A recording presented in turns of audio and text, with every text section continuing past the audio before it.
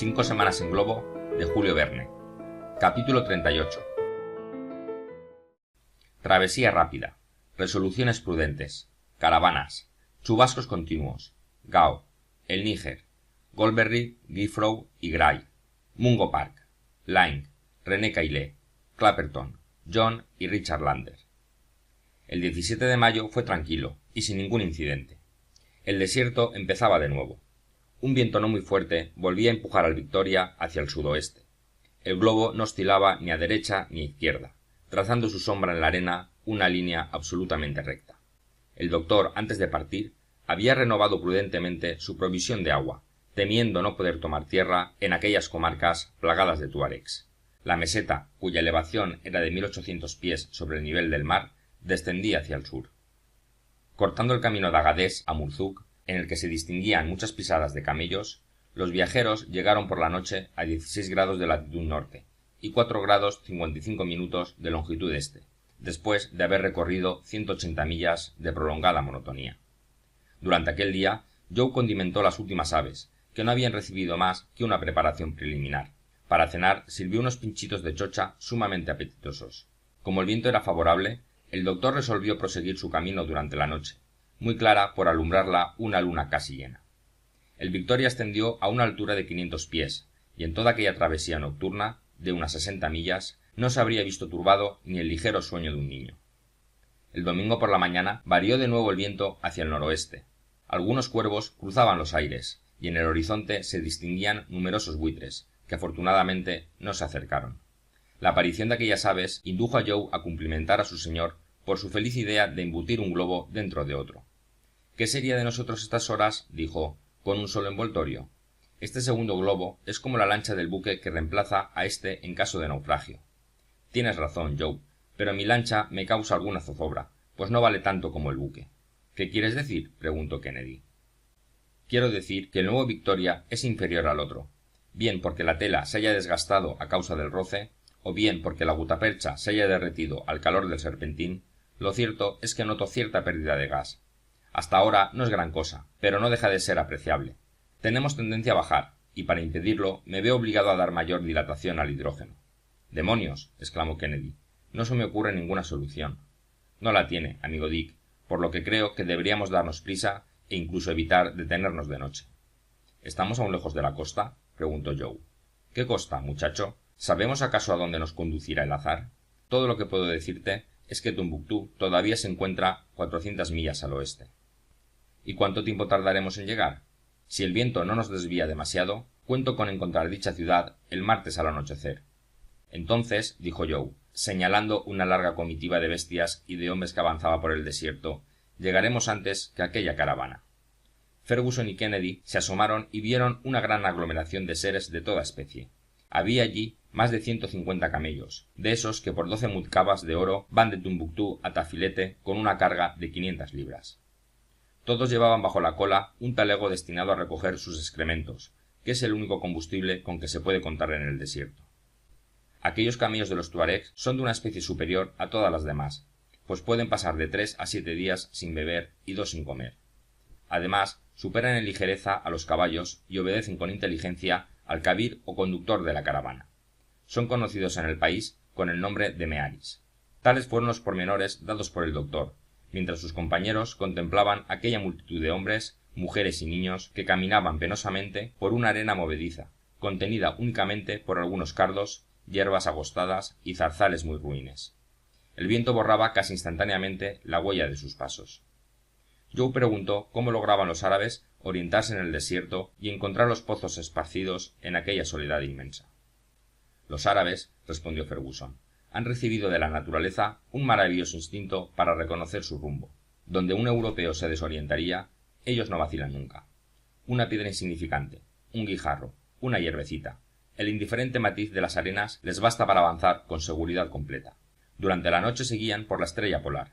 No andan más que 2 millas por hora y descansan a mediodía, que es cuando hace más calor. No hace falta decir más para comprender cuánto tiempo invertirán en atravesar el Sáhara, que es un desierto de más de 900 millas. Pero el Victoria ya se encontraba lejos de las miradas atónitas de los árabes, que debieron de envidiar su rapidez. Por la tarde pasaban por los 2 grados 20 minutos de longitud norte. y durante la noche avanzó más de 1 grado. El lunes cambió el tiempo completamente. Empezó a diluviar, y fue preciso resistir el exceso de peso con que la lluvia cargaba el globo y la barquilla. Aquel aguacero continuado explicaba que toda la superficie del país fuese una inmensa ciénaga.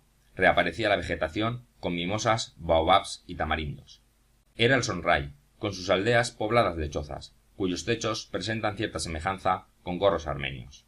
Había pocas montañas, reduciéndose éstas a colinas muy bajas que forman barrancos y despeñaderos incesantemente cruzados por chochas y pintadas. Un impetuoso torrente cortaba en diversos puntos las sendas, que los indígenas atravesaban agarrándose a un bejuco tendido entre 2 árboles. Los bosques iban poco a poco siendo reemplazados por junglas donde se agitaban caimanes, hipopótamos y rinocerontes. No tardaremos en ver el Níger, anunció el doctor. El terreno se metamorfosea en la proximidad de los grandes ríos. Esos caminos andantes, según una feliz expresión, han traído con ello primero la vegetación y más adelante traerán la civilización. Así es como el Níger, en su trayecto de 250 millas, ha sembrado en sus márgenes las más importantes ciudades de África. Eso, dijo Joe, me recuerda la historia de aquel gran admirador de la providencia, de la cual decía que era acreedora a sus aplausos por haber hecho pasar los ríos por las grandes ciudades. Hacia mediodía, el Victoria pasó sobre una población llamada Gao, que fue en otro tiempo una gran capital y a la sazón se hallaba reducida a una aglomeración de chozas bastante miserables. He aquí el sitio, dijo el doctor, por el cual Barth atravesó el Níger a su regreso de Tombuctú. El Níger, ese río famoso de la antigüedad, el rival del Nilo, al cual la superstición pagana atribuyó un origen celestial. El Níger, como el Nilo, ha atraído la atención de los geógrafos de todos los tiempos, y su exploración, más aún que la del Nilo, ha costado numerosas víctimas. El Níger corría entre 2 orillas muy separadas una de otra, y sus aguas fluían hacia el sur con cierta violencia, pero los viajeros apenas tuvieron tiempo de observar sus curiosos contornos. Me dispongo a hablaros de ese río, dijo Ferguson, y está ya lejos de nosotros. El Níger, que casi puede competir con el Nilo en longitud, recorre una extensión inmensa del país, y según la comarca que atraviesa, toma los nombres de Diuleba, Mayo, Eguirreu, Cuorra y otros, todos los cuales significan el río. ¿Siguió el doctor Barth este camino?, preguntó Kennedy. No, Dick. Al dejar el lago Chad, atravesó las principales ciudades de Bornu y cruzó el Níger por Sau, 4 grados más abajo de Gao.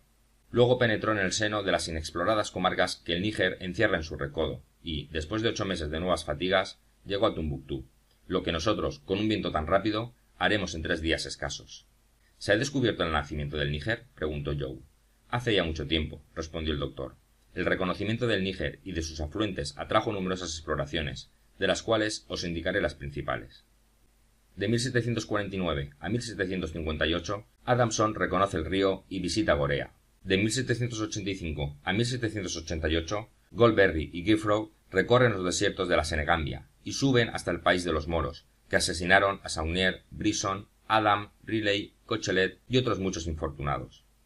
Viene entonces el ilustre Mungo Park, amigo de Walter Scott y escocés como él. Enviado en 1795 por la Sociedad Africana de Londres, alcanza Bambarra, ve el Níger, recorre 500 millas con un traficante de esclavos, explora la costa de Gambia y regresa a Inglaterra en 1797.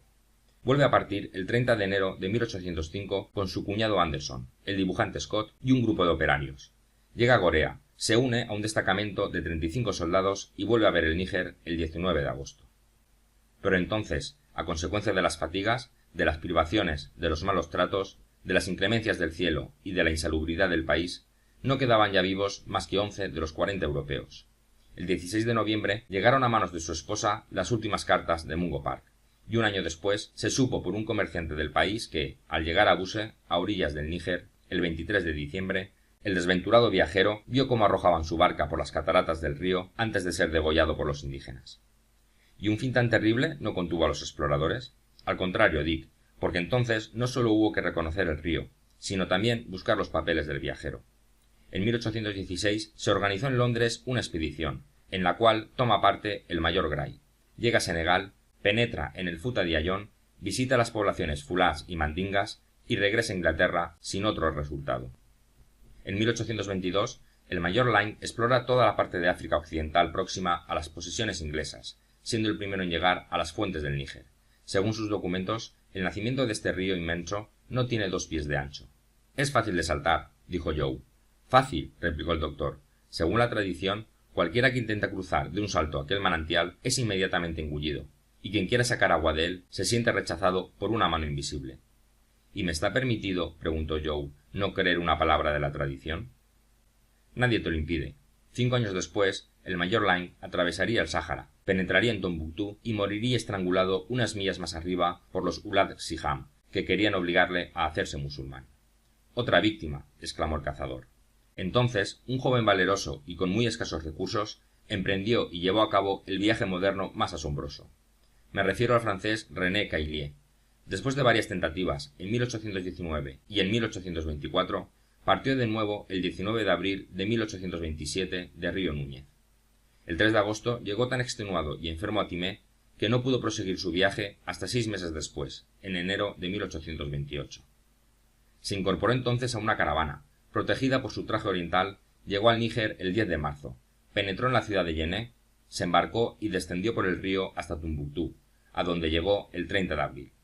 En 1670, otro francés, Imbert, y en 1810, un inglés, Robert Adams, tal vez habían visto aquella curiosa ciudad. Pero René Caillié sería el primer europeo que suministrara datos exactos. El 4 de mayo se separó de aquella reina del desierto. El 9 reconoció el lugar exacto donde fue asesinado el mayor Line. El 19 llegó a El Araguán y dejó aquella ciudad comercial para cruzar, corriendo 1000 peligros, las vastas soledades comprendidas entre Sudán y las regiones septentrionales de África. Por último, entró en Tánger, y el 28 de septiembre embarcó para Toulon, de suerte que en 19 meses, pese a una enfermedad de 180 días, había atravesado África de oeste a norte. Si Caillié hubiera nacido en Inglaterra, se le habría honrado como al más intrépido viajero de los tiempos modernos, como al mismo Mungo Park, pero en Francia no se le apreció en todo su valor. Era un valiente explorador, dijo el cazador. ¿Y qué fue de él? Murió a los 39 años, de resultas de sus fatigas. En Inglaterra se le habrían tributado los mayores honores, pero en Francia se creyó haber hecho bastante adjudicándole en 1828 el premio de la Sociedad Geográfica. Y mientras él realizaba tan maravilloso viaje, un inglés concebía la misma empresa y la intentaba con igual valor, aunque con menos fortuna. Se trata del capitán Clapperton, el compañero de Denham. En 1829 entró en África por la costa oeste en el Golfo de Benin, siguió las huellas de Mungo Park y de Line, encontró en Busa los documentos relativos a la muerte del primero, y llegó el 20 de agosto a Sakatu, donde, tras haber sido apresado, exhaló el último suspiro entre los brazos de su fiel criado Richard Lander. ¿Y qué fue de ese tal Lander?, preguntó Joe con mucho interés. Consiguió llegar a la costa y regresar a Londres con los papeles del capitán y una relación exacta de su propio viaje. Entonces ofreció sus servicios al gobierno para completar el reconocimiento del Níger. Incorporó a su empresa a su hermano John, segundo hijo de una humilde familia de Cornualles, y de 1829 a 1831 ambos bajaron por el río desde Busa hasta su desembocadura, describiendo el camino milla a milla y aldea por aldea. Entonces, ¿esos dos hermanos se libraron de la muerte común?, preguntó Kennedy. Sí, al menos en aquella exploración. Pero en 1833 Richard emprendió un tercer viaje al Níger y murió de un balazo junto a la desembocadura del río. Ya veis, pues, amigos, que el país que atravesamos ha sido testigo de nobles sacrificios que con harta frecuencia no han tenido más recompensa que la muerte. Fin del capítulo 38.